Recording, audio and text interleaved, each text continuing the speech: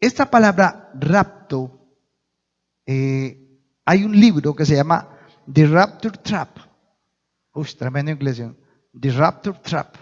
Significa la trampa del éxtasis. Este es un libro escrito por un hombre llamado Paul Thigpen. Y en el siglo XVIII lo escribió. Y en ese libro, siglo XVIII, y él habló de un hombre, un puritano de ese tiempo que se llamaba Increser Mate. Se escribe Increser Mate, de ese tiempo, que tuvo una revelación de parte de Dios. Y empezó a hablar de que la iglesia de Cristo iba a ser arrebatada. Que los cristianos en el mundo serían quitados del mundo a causa del juicio que Dios iba a traer sobre el mundo. Y solo hasta el siglo XVIII, esto es muy importante, hasta el siglo XVIII, ni Calvino, ni Arminiano, ni los, podríamos decir que ni los luteranos, ninguno habló, nunca se habló del arrebatamiento de la iglesia. Solo hasta el siglo XVIII, cuando este hombre tuvo esta visión o esta revelación. Y después del siglo XVIII, empiezan entonces las interpretaciones cristianas con respecto a cómo va a ser el arrebatamiento.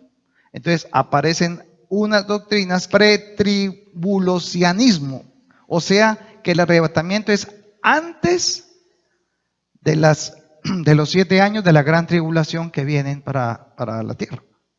El otro dice que es la gran tribulación, o sea que es en medio de la tribulación, y otro dice que es postribulacionismo, o sea después de. Pero no pueden haber 3 verdades, tiene que haber una sola. Esas fueron interpretaciones que empezaron a salir después del siglo XVIII.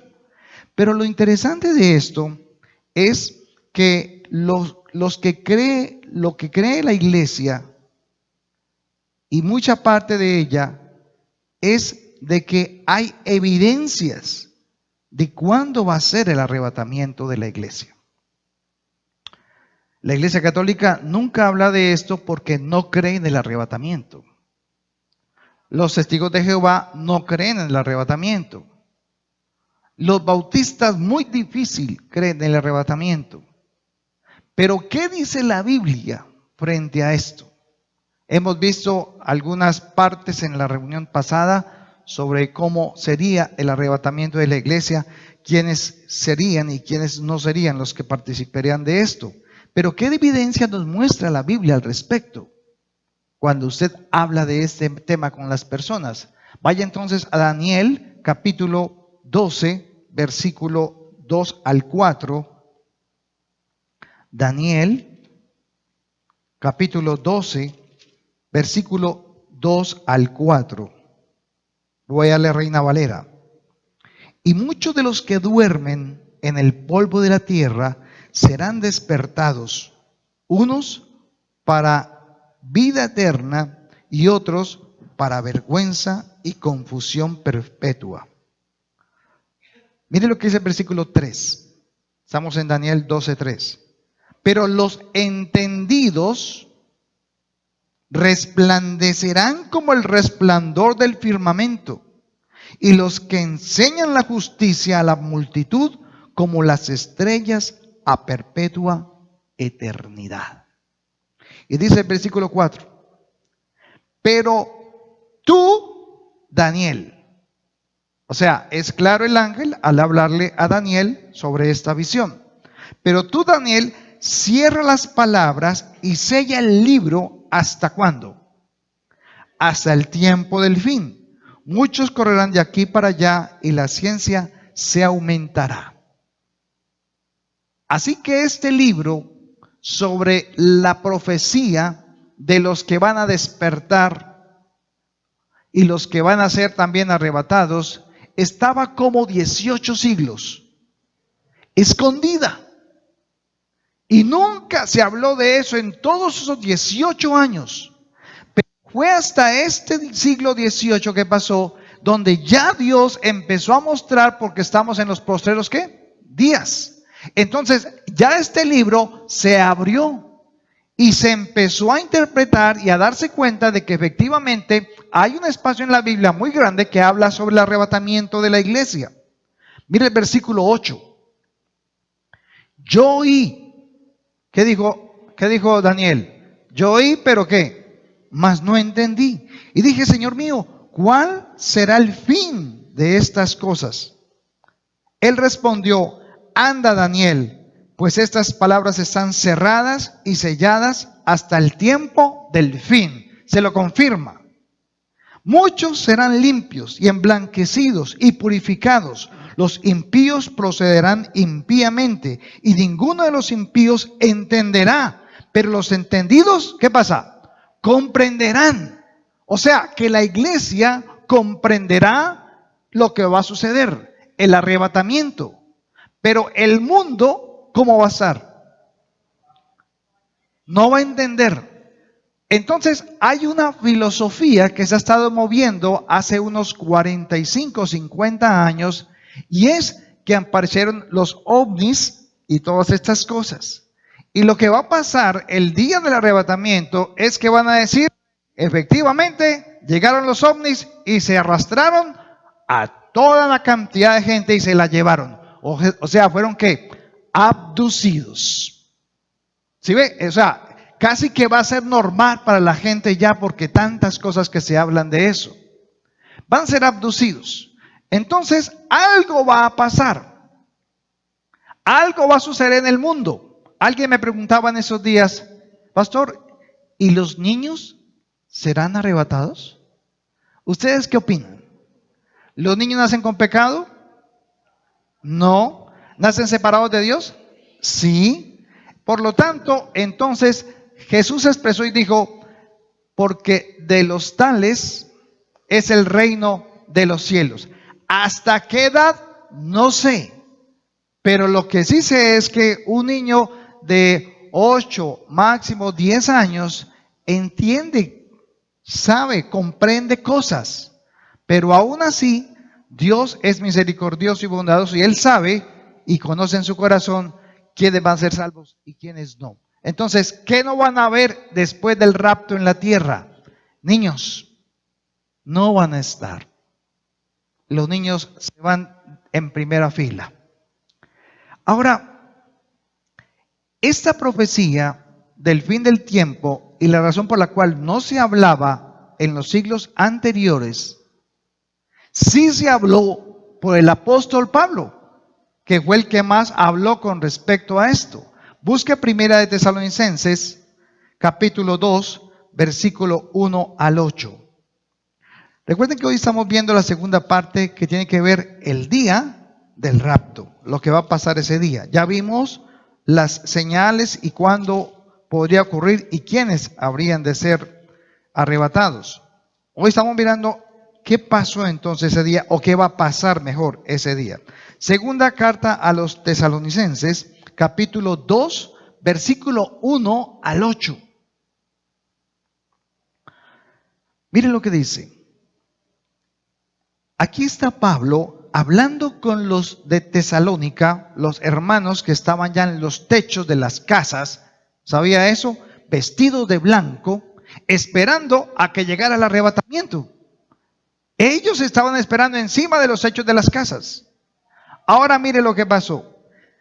Pero con respecto a la venida de nuestro Señor Jesucristo y nuestra reunión con Él, os rogamos, hermanos, que no os dejéis mover fácilmente de vuestro modo de pensar, ni os conturbéis ni por espíritu, ni por palabra, ni por carta, como si fuera nuestra, en el sentido de que el día del Señor está cerca. Nadie os engañe en ninguna manera, dice claramente. ¿Por qué? Porque no vendrá sin que antes venga la apostasía y se manifieste el hombre de pecado, el hijo de perdición, el cual se opone y se levanta contra todo lo que se llama Dios o es objeto de culto, tanto que se sienta en el templo de Dios como Dios, haciéndose pasar por Dios. Hasta ahí quiero decirles algo. Lo que usted ve en el versículo 1, y eso es lo importante de aprender la palabra, mire el versículo 1, pero con respecto a la venida del nuestro Señor Jesucristo, ¿correcto? Y hay una coma. ¿Qué sigue? Y, o sea, hay otra cosa que va a pasar. Y nuestra reunión con Él, entonces, son dos eventos diferentes. Obsérvelo con detenimiento. Son dos eventos diferentes. El primero habla de la venida de nuestro Señor Jesucristo que va a venir a la tierra. Mientras que el otro dice, y nuestra reunión con Él. O sea, en una Cristo viene hasta la tierra, pero en la otra vamos a reunirnos con Él en alguna parte. Y esta parte que nos interesa hoy es con respecto a la reunión con Él, que es diferente a la segunda venida.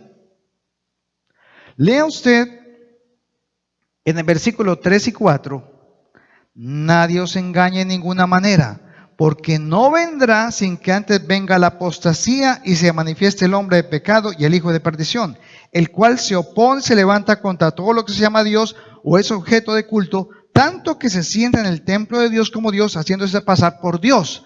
¿Qué hay ahí ya? Según Pablo, ya está el ¿qué? El templo. Y ya está ¿quién más? El anticristo. O sea que allí está hablando de la segunda venida de Cristo. Pero si usted lee a partir del versículo 6, y ahora vosotros sabéis lo que lo detiene. O sea, lo que detiene ¿a quién? Al anticristo, la apostasía, todo eso que va a pasar en la gran tribulación. Dice entonces el 6, ahora vosotros sabéis lo que lo detiene a fin de que a su debido tiempo se manifieste. Versículo 7, porque ya está en acción el misterio de la iniquidad, solo que hay quien al presente lo detiene hasta que él a su vez sea quitado de en medio. Entonces, ¿qué es lo que detiene la aparición del anticristo? La iglesia. Entonces, ¿qué tiene que hacer Dios con la iglesia? La tiene que quitar para que pueda aparecer al mundo ¿qué? El anticristo. Para que puedan construir el templo. En 3 meses lo construyen porque ya está todo en obra, ¿cómo se llaman las casas prefabricadas? El templo en Jerusalén ya está prefabricado, ya está todo listo. Es solamente que tumben el domo de la roca, este dorado que ustedes ven allá, esa cúpula, y construyen el templo ahí. En 3 meses lo construyen. O sea, no falta prácticamente nada. Y dice el versículo 8, y entonces se manifestará aquel inicuo a quien el Señor matará con el espíritu de su boca y destruirá con el resplandor de su venida. La apostasía dice que ya está. Ya está. ¿Qué es la apostasía? La apostasía es aquellos que fueron creyentes o que son creyentes, pero que se desviaron de la doctrina de Cristo para colocar sus propias doctrinas, ¿sí? Sus propias corrientes. Entonces, en esa que tenemos, la luz del mundo es una, ¿cómo llaman eso? Una secta. y tiene 6 millones de seguidores. Y otras como tal que ustedes ya han distinguido, que saben que no son una sana doctrina. Entonces aquí empezamos a ver que la carta que Pablo da es una carta dividida en dos. Una para la segunda venida de Cristo y otra para el arrebatamiento. Pregúntele a cualquier cristiano allá afuera, ¿usted qué está esperando? ¿La segunda venida o el arrebatamiento? Entonces, usted tiene que decir, no, yo estoy esperando el arrebatamiento de la iglesia, porque yo no me quiero quedar para la gran tribulación, para la segunda venida de Cristo, que va a ser después de la gran tribulación. Entonces, vamos a ver que la Biblia habla de los arrebatamientos que ya han habido. Mira el primer arrebatamiento. Vaya a Génesis capítulo 5, versículos 23 y 24. Dice que había un hombre llamado Enoc, descendiente de la línea de Set. Y este hombre, que fue un hombre temeroso de Dios, que era un hombre que cumplía el mandamiento de la promesa de Génesis 3:15, dice Génesis capítulo 5, versículo 23, y fueron todos los días de Enoc 365 años, y caminó pues Enoc con Dios, ¿y qué le pasó? Desapareció. ¿Cómo dice la otra versión? La traducción viviente. Dios se lo llevó. Aquí dice desapareció porque le llevó Dios. Ese fue el primer arrebatamiento. Pero hay una clave allí, en solo 2 versículos, del por qué Enoc fue arrebatado al cielo. Caminó. Entonces, ¿qué es caminar con Dios? ¿Qué es caminar? Tenía que una intimidad, tenía una relación con Dios. O sea que ese hombre escuchó la voz de Dios que le dijo que, vámonos. Caminó conforme a la voluntad de Dios y no conocía a Jesús. Y no conocía a Pablo. Y no tenía la Biblia. Pero tenía ¿qué? Fe. Y sabía a quién le había servido y por qué hacía lo que hacía. Pero hay una cosa muy importante allí que tenía Enoc. Tenía esperanza. ¿Y sabe qué le pasa a la iglesia hoy? Que se le está perdiendo la esperanza. Porque hay muchos problemas, muchas circunstancias, muchas dificultades y perdemos fácilmente la esperanza. Creemos que ya Dios no está conmigo, pero Dios está con nosotros. Y cuando usted dice, si el Señor está conmigo, ¿quién contra mí? Y también si usted va a 2 de Reyes 2:11, vayamos a 2 de Reyes, el segundo libro.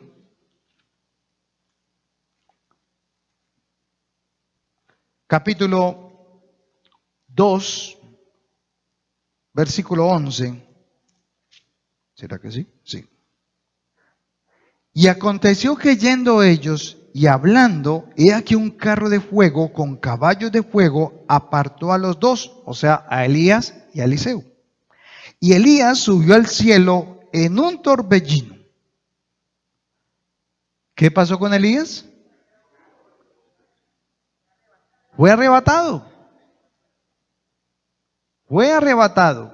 Allí ya cuenta Eliseo lo que le pasó y que sintió, y mejor dicho, se le paran los pelos de punta a Eliseo. Decía, Padre mío, carros de Israel y su gente a caballo. Y nunca más le vio. Y tomando sus vestidos, los rompió en 2 partes. O sea, el impacto tuvo que ser tremendo. Y lo vio. Lo vio en un carro de fuego irse. Se angustió. Bueno, exacto. Yo creo que una de las cosas por las cuales Elías le entregó la capa era porque la capa no iba a subir. La capa no subía, la tela, la ropa no sube.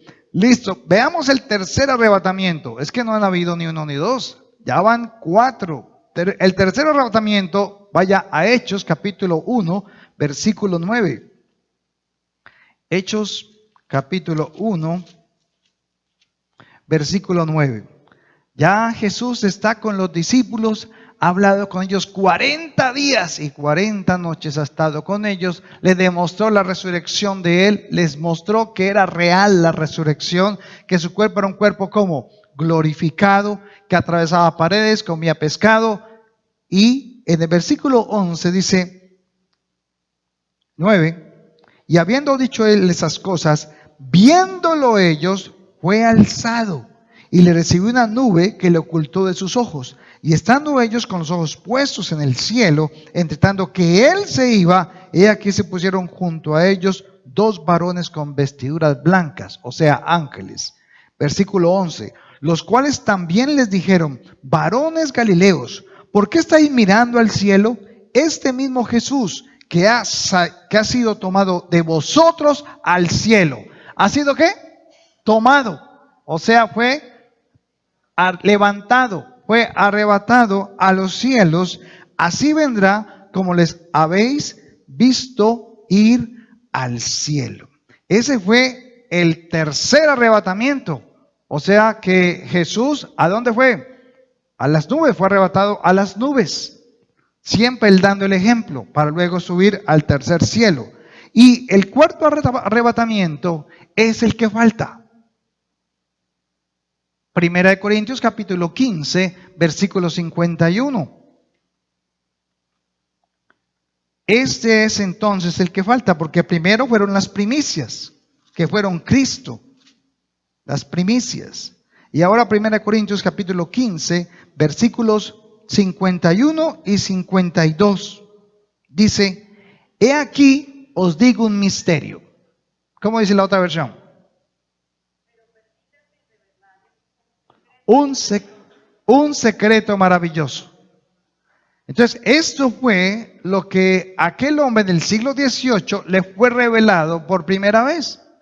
Dice acá entonces, he aquí un misterio, no todos dormiremos, pero todos seremos como transformados. Metanoia es el nombre real en griego. Metanoia, que significa cambio, transformación, como cuando una oruga se convierte en ¿qué? En mariposa. Eso es metanoia. En un abrir y cerrar de ojos. A ver, cierre los ojos y ábrelos. Eso se va a demorar el arrebatamiento. En un abrir y cerrar de ojos. Dice, a la final trompeta. La palabra trompeta en Apocalipsis capítulo 1, versículo 10, 12, habla de que y oyeron la voz de Jesús. O sea, ¿qué va a pasar con el pueblo cristiano que ha estado esperando el arrebatamiento? Vamos a escuchar audiblemente a Jesús, tal vez diciendo, ven, vámonos. Yo creo que se van a poner los pelos de punta, no vamos a alcanzar. Debe ser algo impresionante. Y sigue diciendo el versículo 52. En un momento, en un abrir y cerrar de ojos, a la final trompeta, porque tocarán la trompeta y los muertos serán resucitados incorruptibles y nosotros seremos transformados. Entonces, ¿cuál es el orden del arrebatamiento? Primero, ¿quién se va? El primero que se va es el que ya murió. Me explico. El hermano de Nubia, que era pastor, se murió. Y su alma fue ¿a dónde? Al cielo, a las moradas celestiales. Entonces, en el arrebatamiento, Jesús baja a las nubes, pero dice que con él su ejército. Y la iglesia viene con él. Entonces, cuando viene con él, Jesús espera en las nubes y las almas, en este caso William, descenderá a la tierra. ¿Por qué? ¿Por qué necesita descender? Porque resulta que en la tierra tendrán muchos que dar testimonio de su volver a vivir. ¿Sabían que cuando Jesús resucitó, 500 de los grandes santos fueron resucitados de sus tumbas? 500 anduvieron por la ciudad de Jerusalén. Y dice que muchos los vieron a ellos. Pero fue prácticamente un margen de tiempo muy corto, porque ese mismo día Jesús los iba a presentar delante del Padre. Asimismo, en el arrebatamiento, muchos, tal vez algunos, verán a William nuevamente, vivo. Pero no necesita Dios de tomar otra vez el cuerpo viejo que estaba en la sepultura. Por eso muchos dicen, no, a mí entiérrenme, no me cremen, porque entonces Cristo, ¿qué me va a resucitar? Bueno, el cuerpo que va a resucitar no tiene que ver nada con ese cuerpo corruptible que murió. Y entonces William vuelve y se levanta en un cuerpo que, un cuerpo glorificado, transformado y resplandeciente. Y entonces ellos inmediatamente suben a la nube donde Cristo los está esperando, ya con un cuerpo glorificado. Entonces Pablo dice, inmediatamente después de ellos, entonces nosotros, los muertos serán resucitados incorruptibles y nosotros seremos transformados. Porque es necesario que esto corruptible, versículo 53, se vista de incorrupción y este mortal se vista de inmortalidad. Y cuando esto corruptible se haya vestido de incorrupción y esto mortal se vista de inmortalidad, entonces se cumplirá la palabra escrita que dice, sórbida es la muerte en victoria. ¿Dónde está, oh muerte, tu aguijón? ¿Dónde, oh sepulcro, tu victoria? Entonces ahí es donde nosotros, dando Cristo y nosotros, hemos vencido ¿qué? La muerte. Esa es la primera resurrección. Entonces William va a tener su primera resurrección. Pero inmediatamente después de ellos, entonces nosotros los que estamos vivos, ¿seremos qué? Transformados. ¿Por qué seremos transformados? Porque esto corruptible no puede entrar a lo que es incorruptible. Porque así usted quiere ser el santo de los santos, usted va a pecar. Por su debilidad, por sus talentos, por su enfoque, por alguna cosa, hasta su carácter. Como el mío, mi carácter es fuerte. Pero Dios me ha estado moldeando un poco el carácter. Duro. Pero no debo de tratarme de excusar y creer que es que yo soy más santo que ustedes. No, todos somos como iguales. Y estamos en la misma carne corruptible. Pero ¿qué es lo que nos hace diferentes? ¿Por qué entonces vamos a ser arrebatados? ¿Cuál es la razón? ¿Qué es lo que tiene que haber entonces en mí para que Dios vea en mí y yo pueda subir delante de Él? Zacarías capítulo 14, versículo 4. Miremos lo que va a pasar en la segunda venida de Cristo. Y se afirmarán sus pies en aquel día sobre el monte de los olivos, que está enfrente de Jerusalén al oriente. Y el monte de los olivos se partirá por en medio hacia el oriente y hacia el occidente, haciendo un valle muy grande. Y la mitad del monte se apartará hacia el norte y la mitad hacia el sur. Y huiréis al valle de los montes, porque el valle de los montes llegará hasta Asal. Huiréis de la manera que huisteis por causa del terremoto en los días de Usías, rey de Judá. Y vendrá Jehová mi Dios, y con él todos los ¿qué? Los santos. O sea que en la segunda venida, que es a la tierra, ¿con quién viene Jesús? ¿Con toda su qué? Con toda su iglesia. Aquí lo llama ¿qué? Santos. Con todos los que estuvieron y creyeron en el arrebatamiento de la iglesia. Pero, ¿realmente queremos esperar la segunda venida de Cristo? Porque los que iban a la segunda venida de Cristo tendrán que vivir toda la gran tribulación, donde morirán las 2/3 partes de la humanidad. ¿Se imagina? Y ahora miremos el arrebatamiento. Primera de Tesalonicenses capítulo 4. Primera carta a los Tesalonicenses, capítulo 4, versículo 13 al 18. Entonces, aquí está hablando otra vez Pablo y ya se refiere directamente al día del arrebatamiento de la iglesia. Tampoco queremos, hermanos, que ignoréis acerca de los que duermen. ¿Quiénes son los que duermen, hermanos? ¿Los que están dormidos en la iglesia?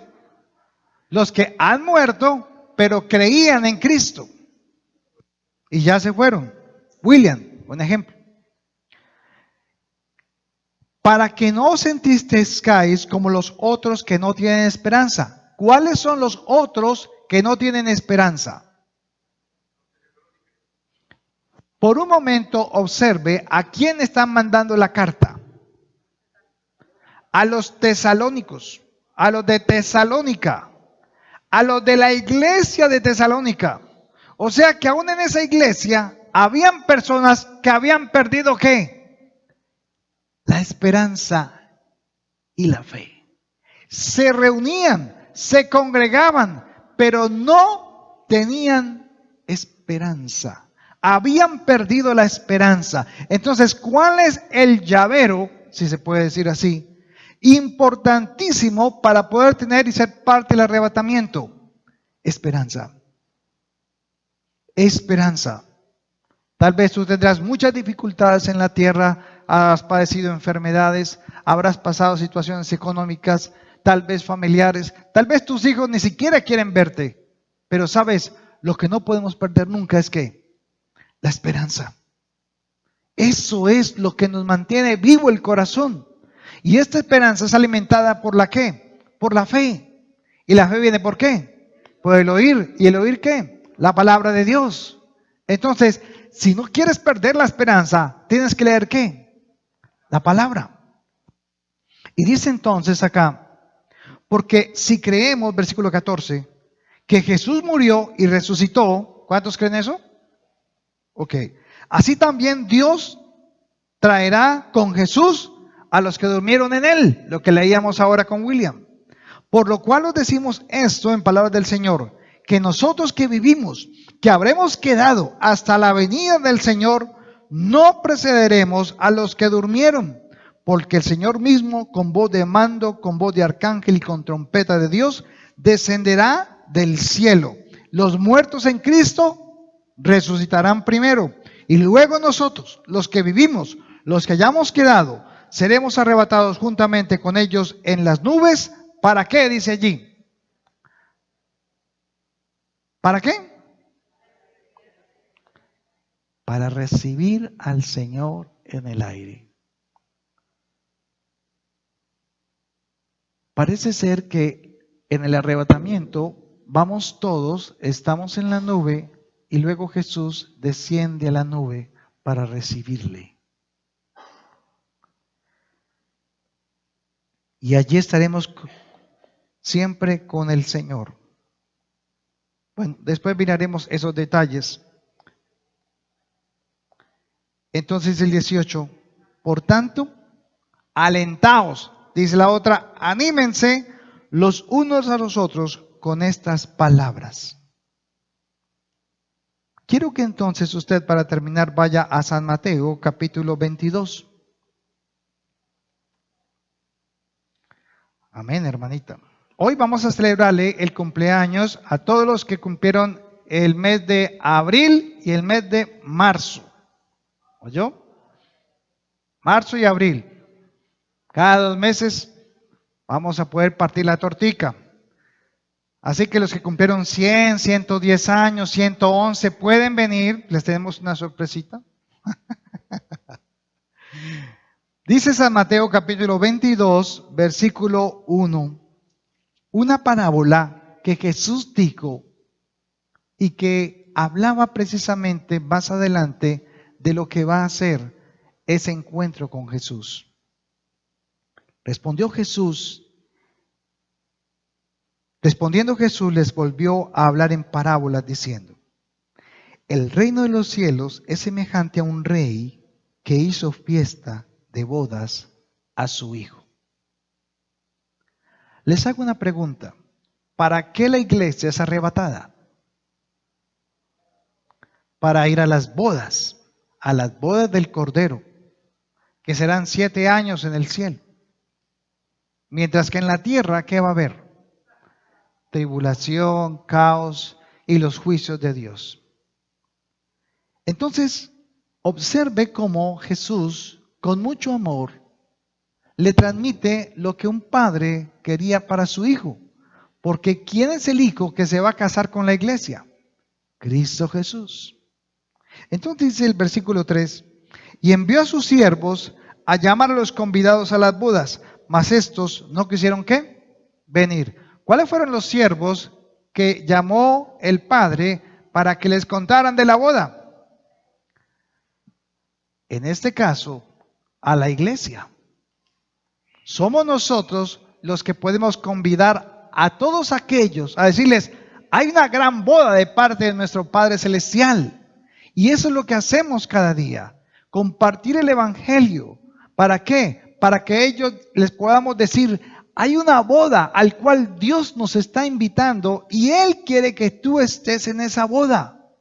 Y podrás compartir eso que compartimos ahora rato. Eso es evangelizar. No tienes que callarte, solo llena la boca. Digo, abre la boca, que Dios ¿qué? La va a llenar. ¿Cierto? Lleve la boca, pero deje que Dios sea el que hable. Usted cállese un poquito y deje que Dios hable más de lo que usted habla. Dice el versículo 4. Volvió a enviar a otros siervos, diciendo, decid a los convidados, he aquí he preparado mi comida, mis toros, mis animales engordados han sido muertos, y todo está dispuesto. Venid a las bodas. ¿Qué es entonces lo que Dios está esperando y está invitando a su iglesia? ¿Vamos para dónde? Para las bodas. Pero hay una condición ahí. ¿Cuál dijiste? Estad listos. Estad listos. Hermanos, no nos desviemos de lo que Dios nos mandó a nosotros. ¿Por qué nos apartó? ¿Por qué nos separó? No podemos perder el enfoque. La razón por la cual estamos reunidos aquí es porque Cristo podría venir hoy mismo, en este instante, como lo veíamos en el video. Y esto es lo que no podemos perder, porque es lo que el Señor tiene para aquellos que han creído en Él. Ahora mire el versículo 5. Mas ellos, sin hacer caso, se fueron, uno a su labranza. ¿Qué es la labranza? Trabajo. ¿Qué es lo que hoy realmente la gente por la cual vive o sobrevive? ¿Pensando en qué? En el trabajo. Pero Jesús decía, por nada estéis afanosos. Entonces, ¿por qué nosotros estamos tan afanosos? ¿Sabe? Yo sí estoy afanoso. Y lo he presentado los últimos meses. Pero ¿sabe por qué afanoso? Por llevar la palabra, por compartir el mensaje, por llevarle las buenas nuevas a aquellos que no conocen a Cristo. Versículo 7. Al oírlo el rey, el 6. Y otros tomando a los siervos, los afrentaron y los mataron. ¿Qué hicieron con los profetas?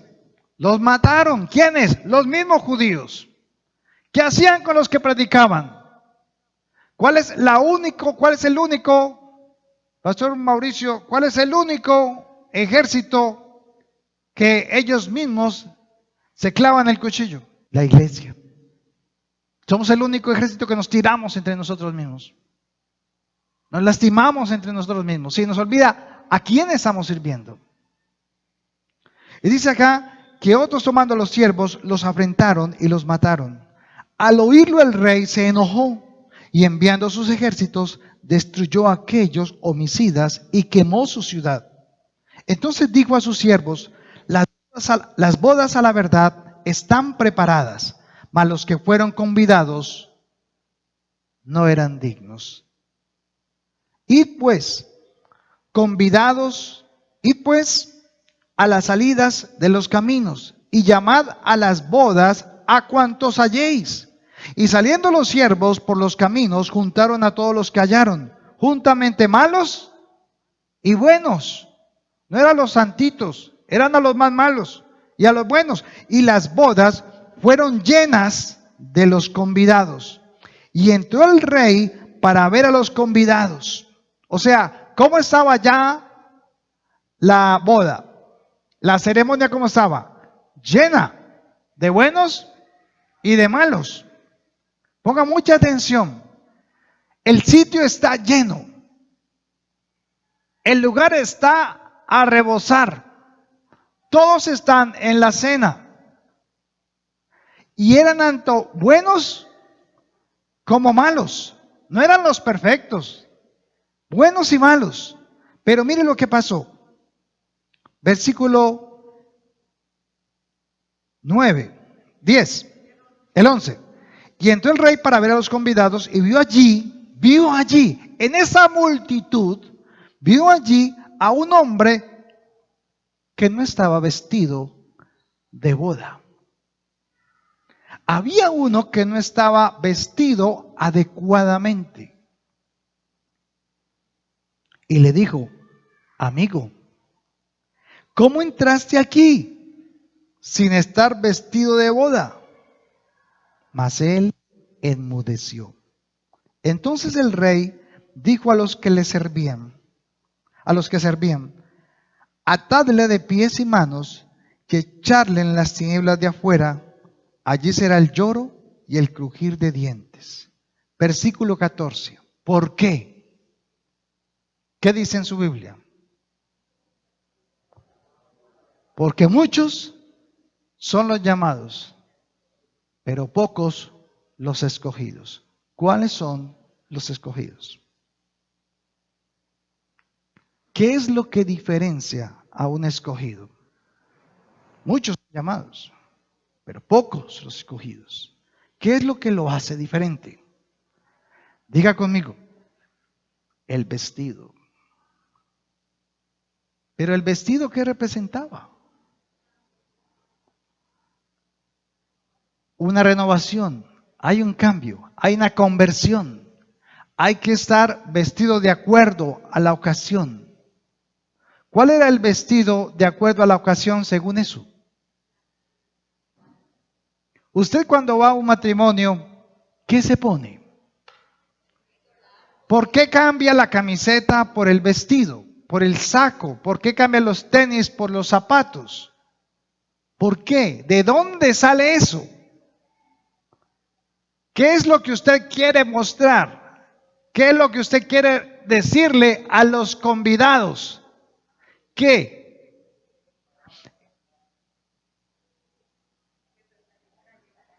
Me preparé. ¿Cómo? ¿Perdón? Me alisté. ¿Cuáles son los que van a participar del arrebatamiento? Los que se preparan o los que nos preparamos. No es para todos, pero no todos van a participar. Y yo quiero que usted mire un versículo que Pablo definió en 1 Tesalonicenses 5. Un versiculito nomás. 1 Tesalonicenses capítulo 5, versículo 11. Mire lo que dice Pablo a los tesalonicenses. Os rogamos, hermanos, que... no, ese no es. Capítulo 5, versículo 1. Pero acerca de los tiempos y de las ocasiones, no tenéis necesidad, hermanos, de que yo os escriba. Porque vosotros sabéis perfectamente que el día del Señor vendrá, ¿cómo? Como ladrón en la noche. ¿Cómo es un ladrón en la noche? Silencioso, no hace bulla, nadie lo ve, va a ser algo como secreto, ¿cierto? Como ladrón en la noche, que cuando digan paz y seguridad, entonces vendrá sobre ellos ¿qué? Destrucción repentina, como los dolores a la mujer encinta, y no escaparán. Pero dice el versículo 4, Mas vosotros, o sea, esto es para los que están listos, para los que han preparado el vestido. Dice, mas vosotros, hermanos, no estáis en tinieblas para que aquel día os sorprenda como ladrón. Que todos vosotros sois hijos de luz e hijos del día. No somos de la noche ni de las tinieblas. Por tanto, no durmamos como los demás, sino que ¿qué? Velemos y seamos ¿qué? Sobrios. Entonces, ¿qué hay que hacer? Velar y estar ¿qué? Sobrios. ¿Qué es estar sobrios? Atentos, conscientes, listos, pilosos, atentos a las ¿qué? A las señales. Dice acá, por tanto no durmamos, versículo 7, pues los que duermen, de noche duermen, y los que se embriagan, de noche se embriagan, pero nosotros somos ¿qué? Del día. Seamos sobrios, habiendo vestido, viene el vestido, hermanos. ¿Vestidos con qué? Con la coraza de fe y de amor y con la esperanza de salvación como yelmo. Tres cosas tiene ese vestido, dígame cuáles son. Fe, amor y esperanza. Ese es el vestido que Dios espera ver en nosotros cuando venga el arrebatamiento. Fe porque creemos, esperanza porque sabemos que va a suceder así. Pero tenemos una cosa, particularidad, que es lo que nos tiene que diferenciar realmente: el amor. ¿Cuántos de nosotros estamos dispuestos a perdonar y a ser perdonados? ¿Cuántos de nosotros realmente necesitamos ese abrazo como el del hijo pródigo cuando su papá lo abrazó? Ese es el amor. Pasando por encima de cualquier circunstancia. ¿Que tenemos diferencias? Sí, tendremos diferencias. Eso es lo que necesitamos todos nosotros. Que realmente el amor de Dios, que sobrepasa todo entendimiento, guarde los corazones en Cristo Jesús. ¿Por qué no oramos un momento?